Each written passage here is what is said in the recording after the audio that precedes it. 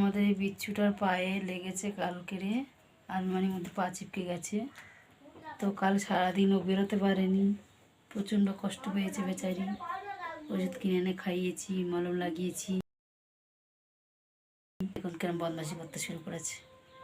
এই মামা কই রে, বুঝছো না?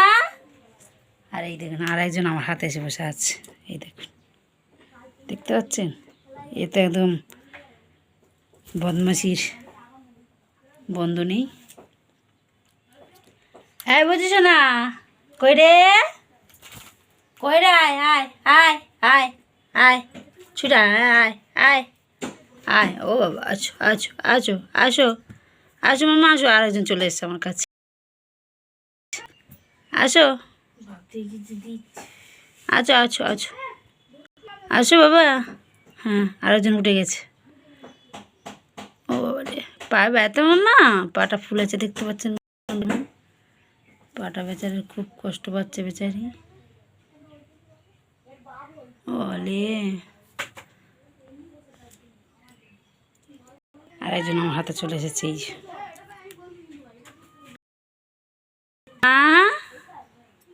বুঝিস নাই? কই বুঝিস না? কই কোথায় গেছি তুই? খেলা করতেছি ওখানটায়। কি করছিস ওখানটায়? কি করছিস রে? এই বুঝিস না? কি করছিস?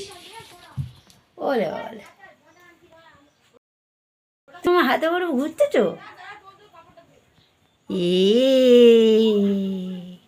এলে তুই সব মামা ব্যথা কমেছে? এই তো ব্যথা কমেছে বাবা। এ দেখুন না, ওকে আমার কাছে আসতে দেবে না। ও একা আদর খাবে, ওকে আসতে দেবে না। হ্যাঁ ওকে মারবি না, একদম ওকে মারবি না। ওর শরীর খারাপ, পায়ে ব্যথা ওর। মারলে তুমি খুব বদমাশি করছো।